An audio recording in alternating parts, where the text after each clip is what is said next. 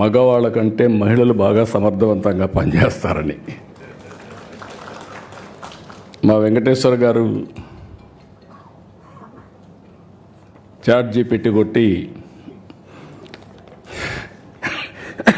ఆయన పుస్తకం ఏ విధంగా ఉంది రేటింగ్, అది వాస్తవం. మీరు కూడా ChatGPT కొడితే మగవాళ్ళు ఇంటెలిజెంటా ఆడవాళ్ళు ఇంటెలిజెంటా అని కొడితే ఆడవాళ్ళు ఇంటెలిజెంట్ అని వస్తుంది. దానికి కారణం మగవాళ్ళకి లెఫ్ట్ బ్రెయిన్ పనిచేస్తే ఆడవాళ్ళకి రైట్ బ్రెయిన్ పనిచేస్తుంది. ఇది there is a scientific evidence. నాకు డౌట్ వచ్చి మా ఆఫీసులో అడిగితే మా వాళ్ళు కూడా అదే చెప్పే పరిస్థితి వచ్చారు. ఇప్పుడు వారిని చూసిన తర్వాత, నిర్మలా సీతారామన్ గారిని చూసిన తర్వాత, మదురైలో సావిత్రి నారాయణ్ ఒక మన మారిగానే ఒక సాధారణ కుటుంబం. అక్కడ ప్రాథమిక విద్య మదురైలో చేయడం, తిరుచిరాపల్లిలో ఆర్థిక శాస్త్రంలో అండర్ గ్రాడ్యుయేట్ చేయడం, ఢిల్లీ JNTలో ఆర్థిక శాస్త్ర డిగ్రీ తీసుకోవడం, లండన్ స్కూల్ ఆఫ్ ఎకనామిక్స్లో వెళ్ళి పీజీ చేయడం, అక్కడి నుంచి PricewaterhouseCoopersలో పనిచేయడం కన్సల్టెంట్గా, ఐక్యరాజ్య సమితిలో పనిచేయడం, ఇండో బ్రిటిష్ సొసైటీ కూడా పనిచేయడం. ఇదంతా కూడా వారు ఆర్థిక మంత్రిగా పనిచేయడానికి ఎంతో ఉపయోగపడింది. ఆ ఎక్స్పీరియన్స్ కానీ ఆ ఎక్స్పోజర్ కానీ ఈ దేశ అభివృద్ధికి ఈరోజు ఉపయోగపడతా ఉంది. అదే సమయంలో 2008 నేషనల్ స్పోక్స్ పర్సన్గా బీజేపీ ఎంపిక చేయడం. అక్కడి నుంచి మనం చూస్తే మోడీ గారి యొక్క విశిష్టత, రైట్ పర్సన్ని సెలెక్ట్ చేయడంలో నిర్మలా సీతారామన్ గారిని 2014లో పికప్ చేశారు.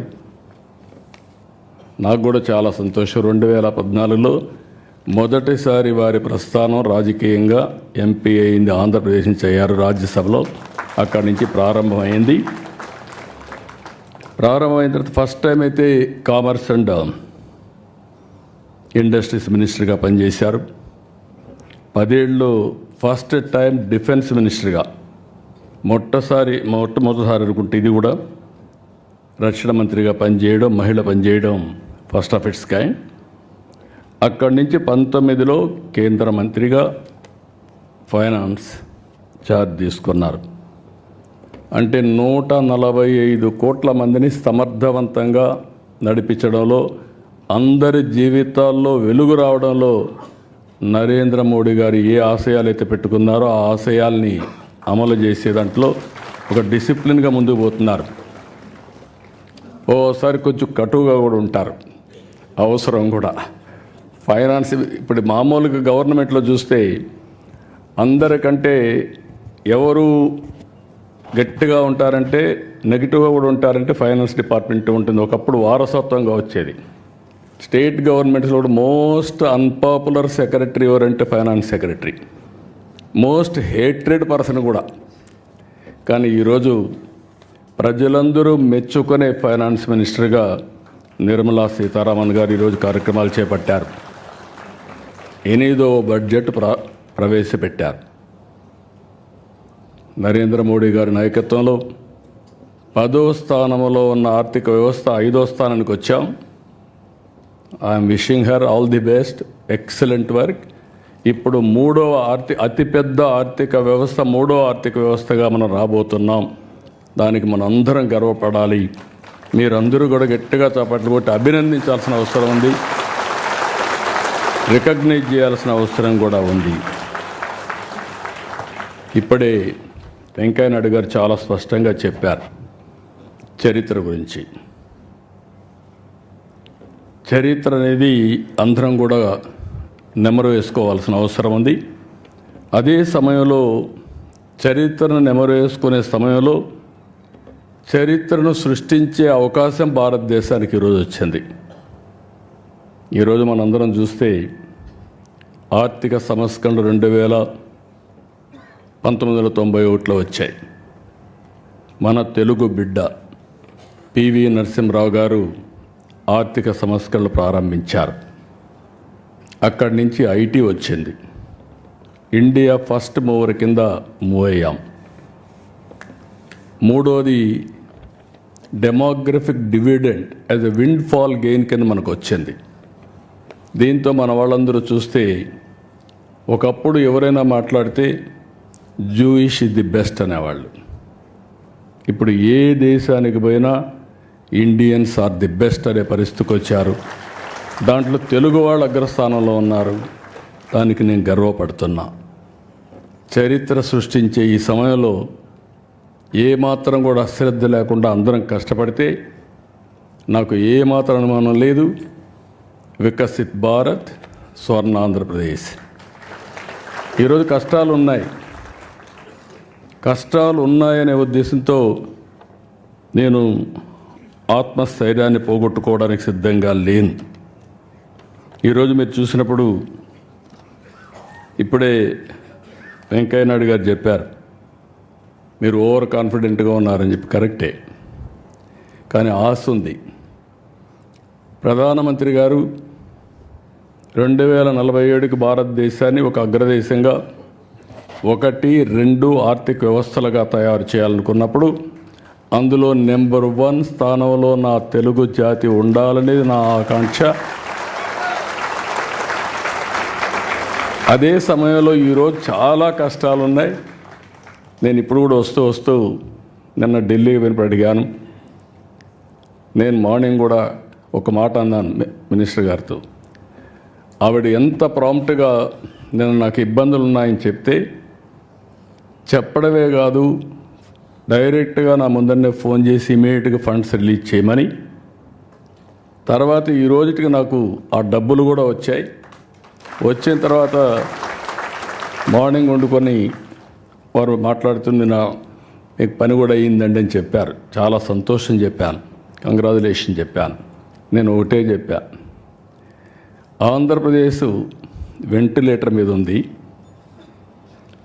మీ డాక్టర్గా మీరు ఇచ్చిన మెడిసిన్ వల్ల వెంటిలేటర్ నుంచి బయటకు వచ్చాం. ఇంకా కూడా ఆరోగ్యం బాగుపడలేదు. ఇంకా కొన్ని రోజులు మీ ట్రీట్మెంట్ అవసరం మేడం అని చెప్పి మార్నింగ్ కూడా రిక్వెస్ట్ చేశా. పేషెంట్ వెరీ స్ట్రాంగ్, కానీ శక్తి లేకపోతే ఎటైనా పోయే పరిస్థితి వస్తుంది. ఆ సరైన సమయంలో అటు ప్రధానమంత్రి గారు కానీ, కేంద్రంలో ఉండే మంత్రులు కానీ, ప్రత్యేకంగా ఫైనాన్స్ మినిస్టర్ గారు పూర్తిగా సహకరిస్తున్నారు. లేకపోతే ఏమాత్రం కూడా మనకు వెసులుబాటు లేని పరిస్థితి ఉండేది. అలాంటిది ఈరోజు మనస్ఫూర్తిగా మీ అందరి తరపున కూడా అభినందిస్తూ, కానీ ఆ శక్తి కూడా మనకు ఉండేది. మీరు చూస్తే 25 సంవత్సరాలు ఐటీ నేర్చుకొని ఈరోజు ప్రపంచమంతా వెళ్ళి ప్రపంచంలో అన్ని దేశాల కంటే మన వాళ్ళు ఎక్కువ తలసరి ఆదాయం సంపాదిస్తున్నారంటే అది తెలుగు వారికి ఉండే శక్తి, సామర్థ్యం, పట్టుదల అని చెప్పి కూడా నేను మీకు తెలియజేస్తున్నా. ఇలాంటివన్నీ చూసినప్పుడు మళ్ళీ ఒకసారి వెంకటేశ్వరరావు గారిని కొన్ని కోట్ల సంవత్సరాల మానవ పరిణామ క్రమాన్ని, ప్రపంచ చరిత్రను తెలుగులో అనువదించడం ఒక అద్భుతమైన ప్రయత్నం. నేను ఇంకా చదువుతాను, ఎప్పుడు టైం దొరికితే అప్పుడు చదువుతాను. చదివిన తర్వాత నేను కూడా మీరు అన్నట్టు నేర్చుకోవాలని ఇది ఉంది. కానీ ఈ పనుల వల్ల ఇది చేయడం లేదు. కానీ one of the best book. దాంట్లో నాటి ఆచారాలు, ఆహార వేట నుంచి వ్యవసాయ వరకు ఇందులో ఉంది. ఆయన మాట్లాడినప్పుడు చాలా డీటెయిల్స్ చెప్పాడు. కొన్ని నాకు కూడా అర్థం కాల, ఎందుకంటే చదవలేదు కాబట్టి. అలాంటివి డెప్త్కు పోతే తప్ప, ఒక ఆరాటం ఉంటే తప్ప, ఏదో సాధించాలి, ఏదో ప్రపంచానికి తెలియజేయాలి అనే తపనుంటే తప్ప ఇది సాధ్యం కాదు. అందులో ఖండాల విభజన కానీ, తెగల వలసలు కానీ, ప్రాంతాల మార్పులు, మానవ చరిత్రపై వాటి ప్రభావం, యుద్ధాలు, సామ్రాజ్యాల ఆవిర్భావం, మత విశ్వాసాలు, మత పెత్తనాలు, ఇవన్నీ కూడా ఏ విధంగా వచ్చాయి అన్నీ చెప్పారు. ఇంకొక పక్క బానిస వ్యవస్థ, సామాజిక సంస్కరణలు, నగర రాజ్యాల ఏర్పాటు, అభివృద్ధి, గ్రీక్ పర్షియన్ యుద్ధాలు, వాటి ప్రాముఖ్యత తెలుసుకునే అన్నీ కూడా కూలంకుషంగా ఒక మాటలో చెప్పాలంటే ఏది వదిలిపెట్టకుండా సైన్స్, టెక్నాలజీ, హిస్టరీ, పాలిటిక్స్, ఇజాలు అన్నీ కూడా ఏది జరిగిందో, ఏది పనిచేస్తుందో అవన్నీ కూడా చెప్పారు. ఇంకొక పక్కన భాష, కళలు, వాస్తు, శిల్పం, భూ సంస్కరణలు, సామాజిక న్యాయం, ఆధునిక చరిత్ర, భూస్వామ్య వ్యవస్థలు, తెగలు, జాతులు, భారతీయ రాజులు, కడాన ఇటీవల ఆంధ్రప్రదేశ్లో ఉండే ప్రజా పరిపాలన కూడా అధ్యయనం చేసే పరిస్థితికి వచ్చాడు. అదే దండయాత్రలు.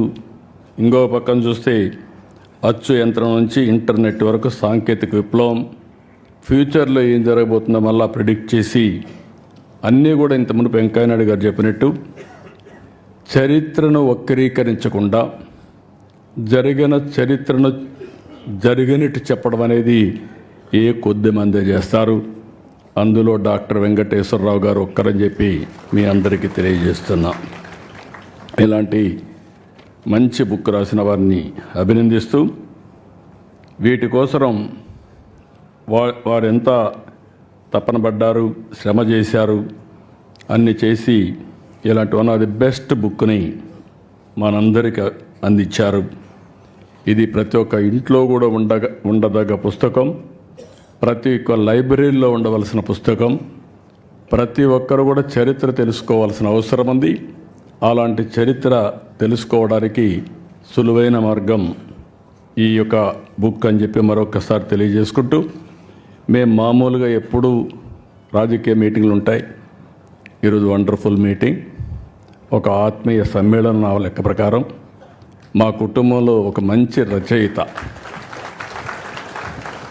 అధ్యయనం చేసి ప్రాక్టికల్గా ఏ విధంగా సమాజానికి అందించారు. వారిని మనస్ఫూర్తిగా అభినందిస్తూ, ఆయన ఒకసారి మాట్లాడుతూ తెల్లవారుజామున నిద్ర వచ్చేది కాదు, లేచి మళ్ళీ కాఫీ తాగేసి కూర్చొని రాసి తర్వాత పడుకునేవాడిని అని చెప్పారు. అంటే ఆ పట్టుదల ఉన్నప్పుడు మనిషిలో అలాంటి శక్తి వస్తుంది. ఓసారి నిద్ర రాని రాత్రులు గడుపుతూ ఉంటాం, కానీ అల్టిమేట్గా one of the best achievement. I wish him all the best. Excellent work. మీ అందరి తరపున మరొక్కసారి మనస్ఫూర్తిగా అభినందిస్తూ అందరికీ నమస్కారాలు. జై హింద్.